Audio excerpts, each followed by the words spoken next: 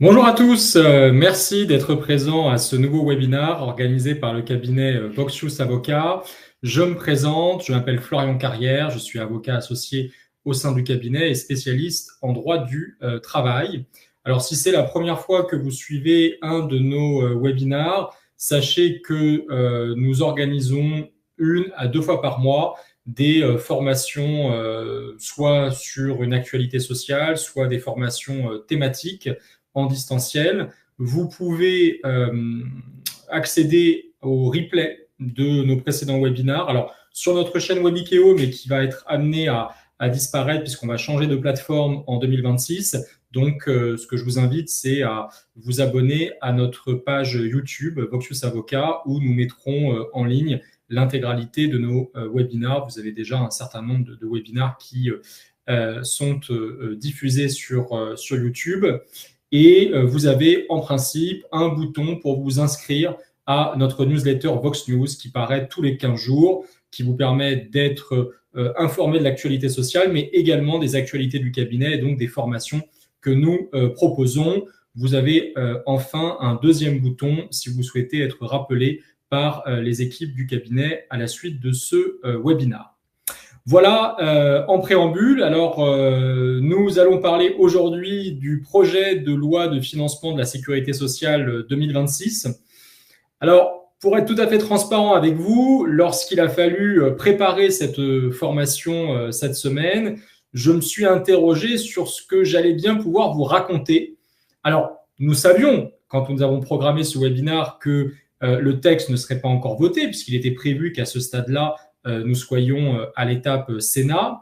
Mais il est vrai qu'en temps normal, lorsque un texte est voté en première lecture à l'Assemblée nationale, il peut être amené à être modifié par le Sénat, mais on connaît déjà sa version finale à 80%. Là, la difficulté, c'est que ce texte est passé à l'Assemblée nationale, mais n'a pas été voté. C'est-à-dire que nous avons un projet de loi qui a été présenté par le gouvernement, qui a fait l'objet de multiples amendements de la part des députés, sans qu'il y ait de vote sur le texte. Alors pourquoi il n'y a pas eu de vote sur le texte? Tout simplement parce que constitutionnellement parlant, les députés avaient 20 jours pour discuter de cette première version de la loi. Et comme le délai a été écoulé sans qu'ils aient eu le temps de voter, le texte a été renvoyé directement avec les amendements des députés pour examen au Sénat. Donc aujourd'hui, nous avons un texte qui n'a même pas été voté en première lecture par les députés. Nous avons le Sénat qui, pour reprendre une expression qui est à la vogue en ce moment chez les politiques, qualifie le texte de musée des horreurs et a indiqué qu'ils allaient le détricoter en profondeur. Donc, qu'est-ce que va devenir le texte? On ne sait pas encore, sachant que le Sénat a jusqu'au 26 novembre, ils ont débuté l'examen du texte il y a 2 jours, pour l'étudier, qu'il va être renvoyé ensuite en commission mixte paritaire entre l'Assemblée nationale et le Sénat, et que nous avons cette date butoir constitutionnelle du 12 décembre. Normalement, il faut que le texte soit adopté au plus tard le 12 décembre.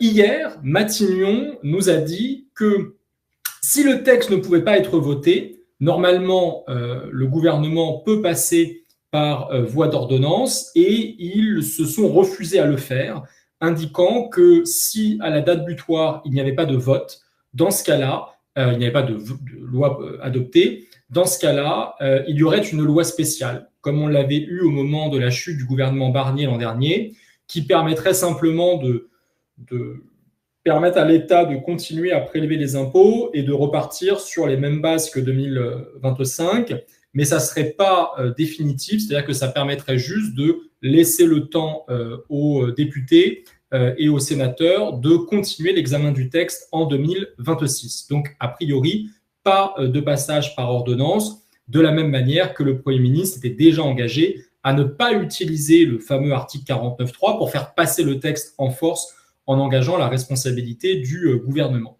Donc on a quand même un point d'interrogation sur ce que tout cela va donner. C'est pour autant pas inintéressant de regarder où en est le texte à date, c'est-à-dire que là on va étudier la version qui est issue des amendements à l'Assemblée nationale, puisque dans la mesure où le gouvernement nous dit qu'il n'y aura pas d'ordonnance, eh bien les débats vont se prolonger quoi qu'il arrive. Alors, un point majeur dans le cadre, l'état des lieux de ce texte, c'est le déficit social. Le déficit social est estimé à 23 milliards d'euros en 2025.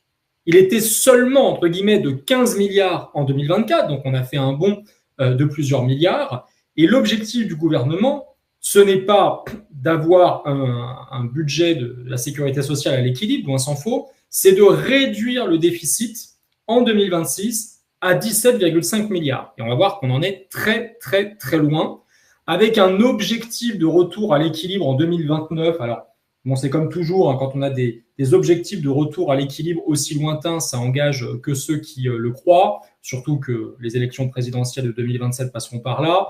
Et je pense qu'il est fort probable qu'en 2029, on soit loin d'être à l'équilibre. En tout cas, on a ce cadre contraint de réduction des déficits.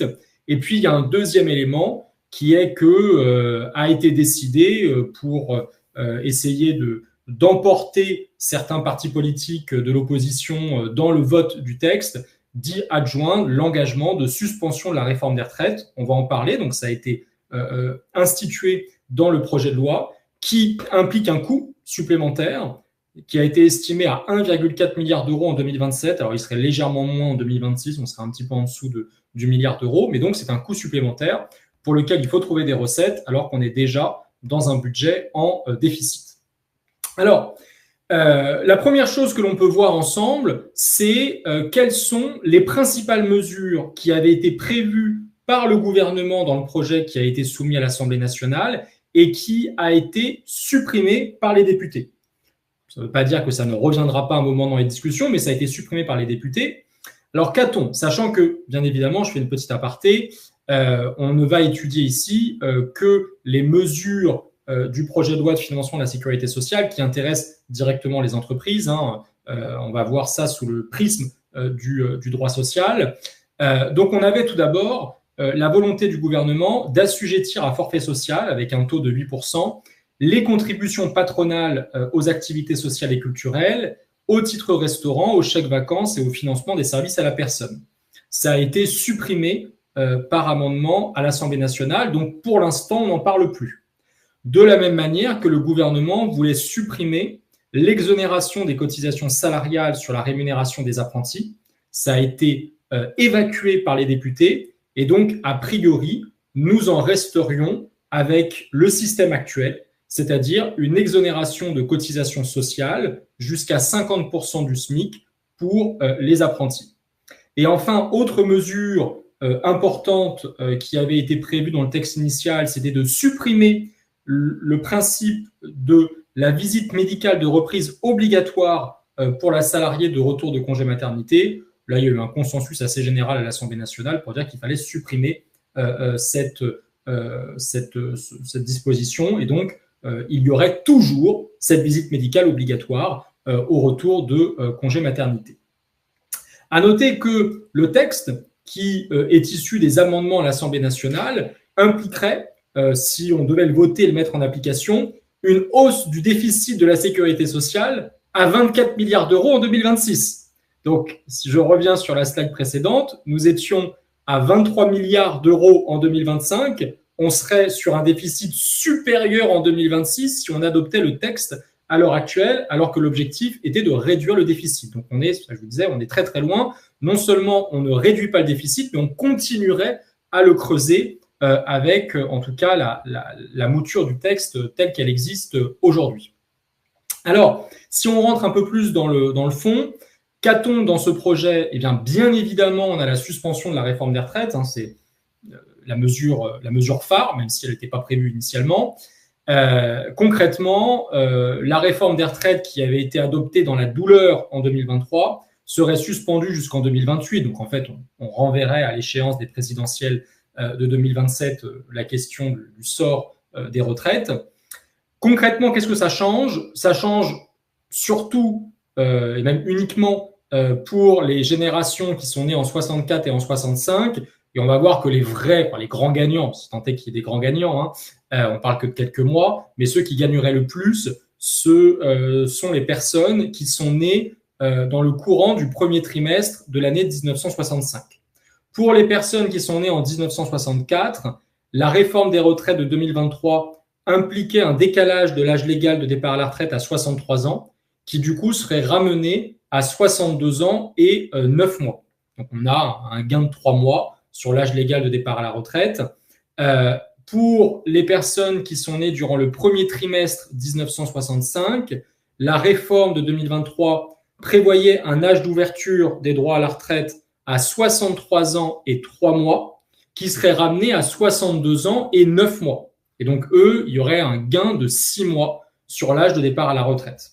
Et pour les personnes qui sont nées de avril à décembre 1965, le gain serait de 3 mois. On passerait de 63 ans et 3 mois à 63 ans. Voilà. Et après, pour toutes les générations qui suivent, ça ne changerait rien. Donc, on décale l'âge de départ à la retraite, on réduit évidemment proportionnellement les durées d'assurance requises pour le taux plein. Et donc là, même chose, vous avez le même tableau. Pour les générations 64, eh bien, on gagnerait un trimestre. On passerait de 171 trimestres de cotisation requis à 170. Pour la génération du premier trimestre de l'année 1965, c'est là où il y a le gain le plus important. On aurait besoin de 170 trimestres contre 172 avec la réforme des retraites. Pour toutes les autres naissances dans l'année 1965, donc post-premier trimestre, il y aurait un gain de 1 trimestre, 171 trimestres requis contre 172 au moment de l'adoption de la réforme des retraites de 2023. Et pour les autres générations, ça ne changerait rien. On resterait à 172 trimestres. Donc voilà, ceux qui sont vraiment concernés, ce sont les années 64 et 65, et tout particulièrement ceux qui sont nés sur le premier trimestre de l'année 1965. Autre point important, c'est la création d'un congé de naissance. C'est partie des rares dispositifs qui ont emporté une large conviction à l'Assemblée nationale. Compliqué d'être contre la création de ce congé de naissance. C'est un congé qui viendrait s'ajouter au congé maternité et paternité existant et qui permettrait à chaque parent de prendre jusqu'à 2 mois supplémentaires, donc 2 mois qui s'ajoutent au congé maternité et paternité, 2 mois chacun, donc 4 mois au total pour un couple. Le premier mois serait indemnisé à hauteur de 70% de la rémunération nette du salarié et le deuxième mois à hauteur de 60%. L'idée, c'est que ce congé de naissance pourrait être pris en une fois, donc 2 mois d'un coup, ou de façon fractionnée, mais dans ce cas-là, c'est au moins 1 mois, 1 mois. On ne peut pas fractionner plus que 1 mois. Et ça, c'est issu de l'amendement des députés. Il faudrait qu'au minimum 1 mois de ce congé soit pris de manière non simultanée avec l'autre parent. C'est-à-dire que les députés ont instauré cette précision pour faire en sorte que le père de famille prenne au moins 1 mois qui ne serait pas concomitant au mois de la mère de famille. Enfin, je parle d'un couple genré, peu importe. En tout cas, qui ait une non-simultanéité dans le congé pris par chaque parent, parce que l'idée de ce congé de naissance, c'est de libérer les places d'accueil pour les gardes d'enfants. C'est que c'est très compliqué de trouver des modes de garde, et donc de faire en sorte que les parents puissent garder leur enfant dans les premiers mois de la naissance le plus longtemps possible, de favoriser l'égalité homme-femme et de concilier vie professionnelle et vie familiale, d'où l'idée que les 2 parents ne prennent pas le congé forcément sur l'intégralité en même temps. Et alors bien évidemment, libre ensuite aux partenaires sociaux de négocier le versement d'un complément de salaire par l'employeur pour, pourquoi pas, porter la rémunération du salarié pendant cette période de 70 à 100% par exemple pour le premier mois. Ça donnerait lieu à la négociation dans les branches, négociation dans les entreprises aussi au demeurant, comme on peut le voir pour le congé maternité ou le congé parental. Et enfin, c'est un congé qui rentrerait en vigueur dès le 1er janvier 2026, sous réserve bien sûr que la loi soit votée d'ici là. Malheureusement, on n'en prend pas vraiment le chemin. Autre mesure, c'est un malus qui est mis en place en cas de manquement de l'employeur à son obligation de négocier sur le maintien en emploi des seniors. Alors là, ça suppose de faire un petit retour en arrière parce que l'obligation de maintien, de négocier sur le maintien dans l'emploi des seniors, c'est une obligation déjà nouvelle pour les entreprises qui ne date pas du PLFSS, mais qui date d'une loi qui transpose un ANI qui est rentré en vigueur il y a peu de temps. Donc, si vous n'étiez pas encore parfaitement informé sur cette nouvelle obligation, je vous ai mis une petite slide. C'est une obligation qui concerne désormais toutes les entreprises d'au moins 300 salariés ou qui appartiennent à un groupe d'au moins 300 salariés et qui sont dotées d'une ou plusieurs sections syndicales. Et donc, si vous êtes concerné, vous devez désormais tous les 3 ans minimum négocier dans votre entreprise avec vos syndicats sur le maintien dans l'emploi des seniors. C'est une obligation triennale de négociation que par accord d'adaptation, vous pouvez porter jusqu'à 4 ans. Accord d'adaptation que l'on connaît pour d'autres thématiques de négociation obligatoire. Et alors, sur quoi vous devez négocier concrètement? Vous devez négocier sur le recrutement, le maintien dans l'emploi, l'aménagement des fins de carrière et la transmission des savoirs et des compétences. Ça, ce sont 4 rubriques obligatoires. Et la loi prévoit également des thèmes facultatifs comme la prévention des risques professionnels, les effets des transformations technologiques et environnementales sur les métiers, etc.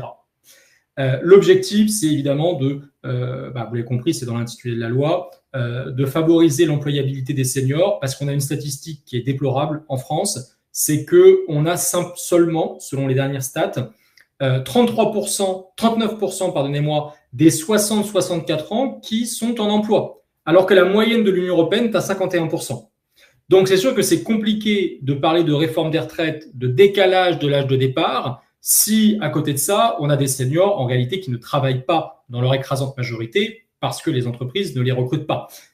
Donc, il y a déjà un travail à faire sur l'employabilité des seniors avant même de parler de décalage de l'âge légal de départ à la retraite, d'où l'ambition qui était portée par ce texte. Et donc ça, ça a été mis en place par la loi sur le maintien dans l'emploi des seniors. Le projet de PLFSS prévoit l'instauration d'une sanction qui n'était pas prévue dans la loi qui a mis en place cette obligation de négocier.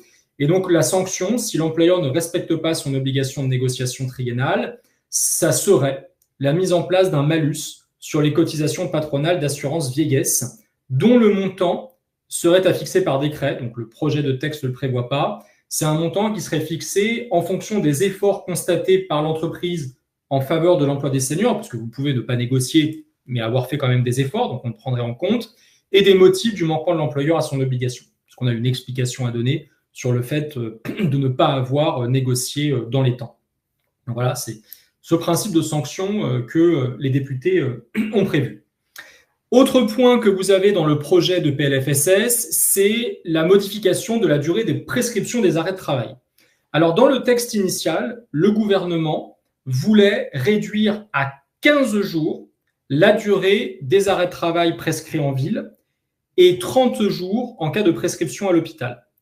Les députés à l'Assemblée nationale ont conservé le principe d'une durée fixée dans la loi maximale pour les prescriptions, mais n'ont pas retenu le même chiffre, puisque les arrêts de travail initiaux seraient limités à 30 jours, et non pas 15 jours, pour une première prescription, et 2 mois en cas de renouvellement. Donc on serait 30 jours pour un arrêt de travail initial, jusqu'à 2 mois en cas de renouvellement.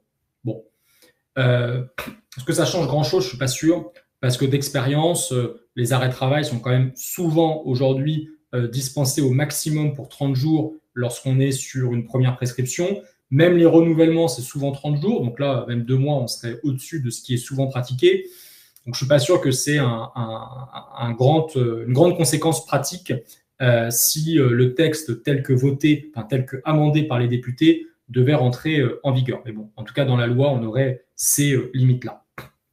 Alors ensuite, vous avez tout un tas d'autres mesures qui intéressent directement les entreprises, qu'on va voir de façon un peu plus pêle-mêle.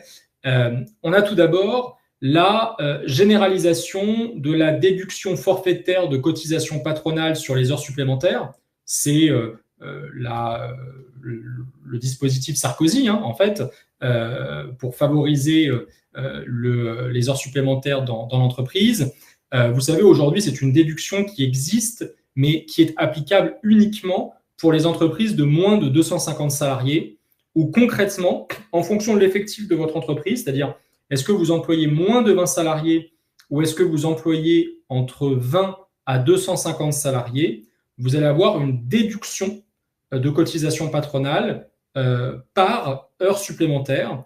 Si vous êtes sur une entreprise de moins de 20 salariés, la déduction, elle est de 1,50 € par heure supplémentaire, avec un calcul différent si on parle de salariés en forfait jour qui renonceraient à des jours de repos. Et si vous êtes sur une entreprise de 20 à 250 salariés, c'est 50 centimes de déduction par heure supplémentaire. Eh bien, l'idée, c'est que ce dispositif il soit généralisé à toutes les entreprises, quel que soit le niveau d'effectif. Et ça serait une mesure qui rentrera en vigueur dès le 1er janvier 2026, là encore sous réserve que le texte soit adopté d'ici là. Autre mesure qui a fait beaucoup parler, surtout pendant l'été, avant qu'on connaisse le texte, c'est l'augmentation du forfait social sur les indemnités de mise à la retraite, mais surtout, c'est là où ça a beaucoup fait parler, sur les ruptures conventionnelles, où le forfait social passerait de 30 à 40% sur les indemnités de mise à la retraite et les indemnités de rupture conventionnelle, avec une date d'entrée en vigueur au 1er janvier 2026. Alors, sur les indemnités de mise à la retraite, ça lié à l'âge du salarié, donc de toute façon, on n'a pas trop de marge de manœuvre là-dessus. Sur les ruptures conventionnelles, on a un peu plus. C'est sûr que si vous êtes en train de discuter d'une rupture conventionnelle avec un salarié, vous avez tout intérêt à ce qu'elle soit signée avant le 1er janvier 2026, au cas où le texte rentre vraiment en vigueur, parce que là, ça va commencer à chiffrer. Alors, sachant que le forfait social avait déjà été augmenté, initialement, le forfait social qui n'est dû que pour les indemnités de rupture conventionnelle était de 20%. Il était passé il y a peu de temps à 30%. Là, 40%, ça commence à être des montants importants. Et puis, je pense qu'on va peut-être arriver à 60-70% à un moment donné. Pourquoi pas? L'objectif, il est très clair du gouvernement. Il faut arrêter les ruptures conventionnelles. Ça coûte très cher à France Travail. On a des études plus ou moins sérieuses, je ne sais pas, sur le fait que majoritairement la rupture conventionnelle serait utilisée pour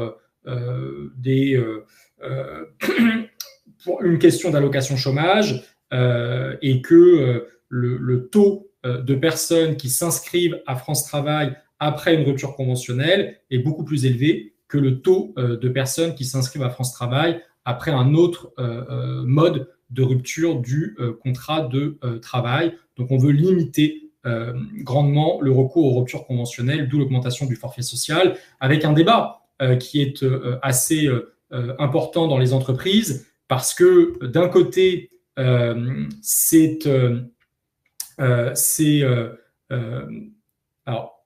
une personne qui me dit qu'elle ne voit pas, oui, normalement le live a commencé depuis une vingtaine de minutes. J'espère que les autres, vous me voyez et vous m'entendez. Si quelqu'un dans le chat peut me confirmer que ça fonctionne pour lui, mais normalement, vous êtes censé me voir et m'entendre. Donc, je vais garder un œil sur le chat. Hop.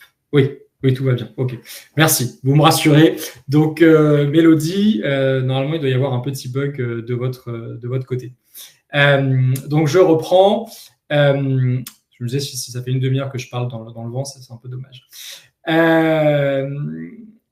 Oui, donc il y a un débat. Il y a un débat qui est très important dans les entreprises parce que d'un côté, ça coûte cher et de l'autre, ça coûte cher à la collectivité. Et de l'autre, c'est vrai que la rupture conventionnelle a quand même permis aussi de dépacifier beaucoup de situations de conflits.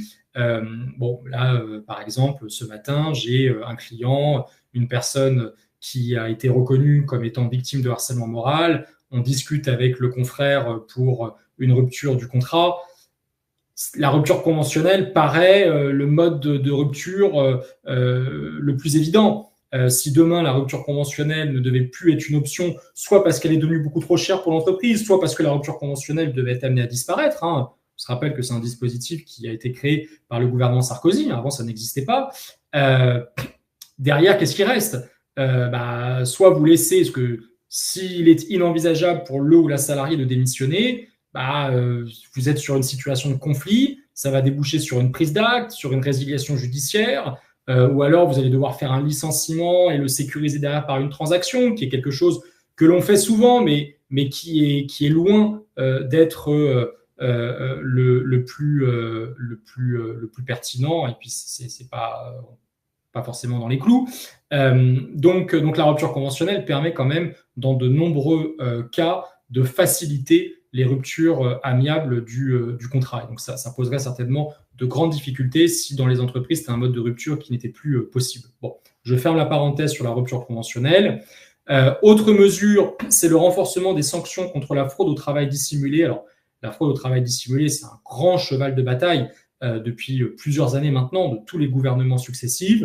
Et donc là, concrètement, on prévoit d'augmenter les taux de majoration des charges sociales pour les entreprises qui seraient convaincues de travail dissimulé, avec une augmentation encore plus importante lorsque l'on est sur un travail dissimulé d'une personne mineure.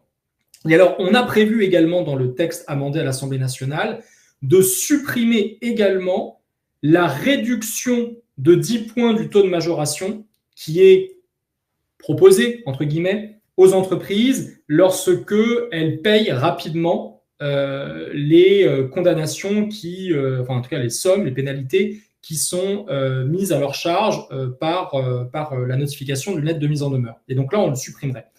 Bon, ça me paraît un petit peu dommage de supprimer ça parce qu'au contraire, c'est ce qui souvent permet d'inciter les entreprises qui ne veulent pas faire de recours de payer rapidement parce qu'il y a un intérêt financier à payer rapidement les condamnations. Donc supprimer ça, je ne suis pas sûr que ce soit très efficient. Ça risque de compliquer encore plus le recouvrement des pénalités par l'administration. Bon, en tout cas, c'est ce qui figure dans le texte. Et vraiment, le travail dissimulé, c'est un sujet très important. On a assez régulièrement des clients qui ont des sujets là-dessus, alors surtout quand vous êtes dans le secteur de l'hôtellerie, de la restauration, du nettoyage, qui sont des secteurs où il y a majoritairement des personnes de nationalité étrangère, parce que ce que nous disent les employeurs, c'est que vous lancez une offre d'emploi et c'est compliqué de trouver des candidats, et on a souvent des sujets en fait de fausses pièces d'identité de personnes qui sont de nationalité extra-communautaire et qui vont être embauchées sur la base de pièces d'identité espagnoles, italiennes, belges, et des sujets en cas de contrôle de travail dissimulé parce que la pièce d'identité n'est pas authentique, et donc d'absence d'autorisation de travail, etc. Donc pour les clients, on travaille là-dessus en mettant en place des process de vérification des pièces d'identité, parfois de prise de contact avec la préfecture pour forcer la préfecture à se mouiller. Donc voilà, on a des procédures qu'on propose de mettre en place aux clients pour faire très attention, parce que quand il y a un contrôle, vous ne pouvez pas juste vous dire moi j'ai une pièce d'identité, je ne savais pas qu'elle était fausse. Il y a de la jurisprudence qui condamne les employeurs en considérant qu'il faut aller au-delà de la simple récupération d'une pièce d'identité lorsque vous embauchez un salarié. Donc il faut faire assez attention là-dessus. Enfin, donc dernière slide sur les autres mesures qui impactent directement les entreprises.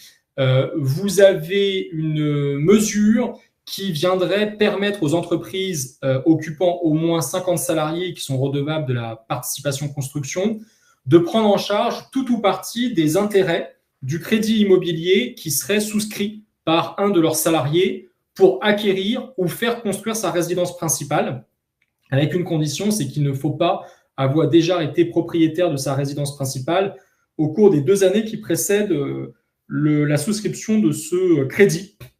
Et donc concrètement, l'employeur verserait chaque mois sur le bulletin de paie de son salarié la somme qui correspondrait à la prise en charge de tout ou partie de ses intérêts du crédit immobilier. Alors, le texte précise qu'en cas de rupture du contrat, l'employeur ne pourrait pas récupérer les sommes qu'il a déjà versées, et que cette mesure donc cette participation patronale serait exonérée de charges sociales, mais soumise à CSG, CRDS et forfait social. Donc c'est quelque chose en soi que les entreprises pouvaient déjà faire, mais c'était alors considéré comme étant un avantage en nature soumis à charges sociales. Là, la nouveauté, c'est qu'il y aurait une exonération de charges sociales.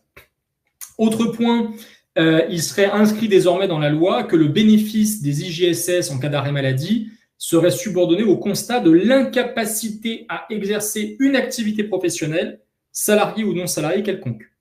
Alors, concrètement, ça veut dire quoi? Ça veut dire qu'aujourd'hui, dans le texte, en fait, on ne parle pas d'incapacité à exercer une activité professionnelle salariée ou non salariée. Et donc, il y a parfois des sujets de salariés qui sont en arrêt maladie et qui pourtant vont travailler ailleurs. C'est pareil, c'est un sujet alors, qui est pas quotidien, loin s'en faut, mais il y a toujours des difficultés de compréhension du côté des entreprises quand on sait qu'un salarié qui est en arrêt maladie a une activité à côté. Alors déjà, il y a une problématique, vous, sauf si c'est une activité concurrente, en principe, vous ne pouvez pas vous en prévaloir pour une action disciplinaire. Alors même s'il y a une jurisprudence qu'on avait commentée au cabinet il y a quelque temps qui laisse à dire que si c'était indiqué dans le règlement intérieur, ça pourrait vous permettre de sanctionner. Donc je pense que ce n'est pas inintéressant de modifier vos règlements intérieurs sur la question. En fait, c'est une jurisprudence qui est venue autoriser un licenciement alors que pour avoir travaillé pendant un arrêt maladie, même si l'activité n'est pas concurrente, parce que c'était en violation des statuts de l'entreprise. Et donc, on pourrait dire, une entreprise à statut, on pourrait dire que le parallèle, une entreprise privée, ce serait le règlement intérieur. Mais en dehors de ce cas-là, sauf si c'est une activité concurrente, vous ne pouvez pas licencier. Et souvent, quand on écrit à la CPAM pour dire que manifestement, il y a une activité professionnelle du salarié en plus de ses arrêts maladie, c'est rare que ça soit instruit par la CPAM qui continue à verser les IGSS. Donc là, dans la loi, il serait indiqué expressément que ce n'est pas possible. Et enfin, les deux derniers points que je voulais porter à votre connaissance, c'est le fait que pour les branches dont les minima salariaux sont inférieurs au SMIC, le calcul de la réduction générale ne serait désormais plus indexé sur le SMIC, mais sur la base de ces minima. Donc ça veut dire concrètement que si vous relevez d'une branche au sein de laquelle les salaires minimums professionnels sont inférieurs au SMIC, et alors au SMIC sur toute une année civile, eh bien, vous seriez impacté par ce nouveau mode de calcul de la réduction générale qui serait donc du coup assise sur les minima conventionnels et non pas sur le SMIC, donc sur une assiette plus restreinte, sauf bien sûr si vous ne vous êtes pas contenté d'appliquer les minima conventionnels inférieurs au SMIC et que dans votre entreprise, par accord d'entreprise, par DUE par exemple, vous avez prévu des salaires supérieurs. L'idée est d'inciter les partenaires sociaux à réévaluer les minima conventionnels. C'est vrai que c'est un vrai sujet parce que autant pendant plusieurs années, le SMIC n'évoluait pas de façon importante, mais là, depuis quelques années, on a eu sur certaines années, je crois, 3 évolutions du SMIC dans la même année, et il y a beaucoup de branches qui n'ont pas pu suivre la cadence, et donc les minima conventionnels devenaient inférieurs au SMIC, ce qui est en principe pas possible. Enfin, le dernier point, le médecin conseil pourrait solliciter le médecin du travail pour préparer la reprise du travail ou envisager les démarches de formation d'un salarié en interruption de travail depuis plus de 30 jours, ce qui est aujourd'hui déjà possible, mais uniquement pour les arrêts de travail de plus de 3 mois. Et donc, on passerait de 3 mois à 30 jours. Voilà ce que je voulais vous dire sur la présentation de ce projet. Alors, j'espère que cette petite présentation d'une demi-heure vous aura permis d'avoir les idées un peu plus claires sur ce que contient le texte. Encore une fois, on n'a parlé que des mesures qui sont spécifiques au droit du travail, aux entreprises. Le texte est beaucoup plus large, mais en une demi-heure, on n'aurait pas pu tout évaluer. Donc là, on est en discussion actuellement au Sénat. Le texte va être amené à évoluer bien naturellement. On refera certainement une présentation du texte tel qu'il aura été promulgué, si on a une promulgation, dans les prochaines semaines ou en début d'année. Donc, n'hésitez pas à nous suivre sur YouTube en vous abonnant à notre newsletter pour pouvoir assister à cette nouvelle formation. Merci pour votre écoute. On fera peut-être également un dernier webinar sur l'année 2025 qui serait peut-être un webinar sur l'actualité jurisprudentielle. La date n'est pas encore déterminée, mais si vous vous inscrivez à notre newsletter, vous aurez la diffusion de la date et ça sera également sur la plateforme Webikeo. Ce sera le dernier webinar que l'on animera sur cette plateforme. Merci à tous pour votre écoute et je vous souhaite par avance un excellent week-end.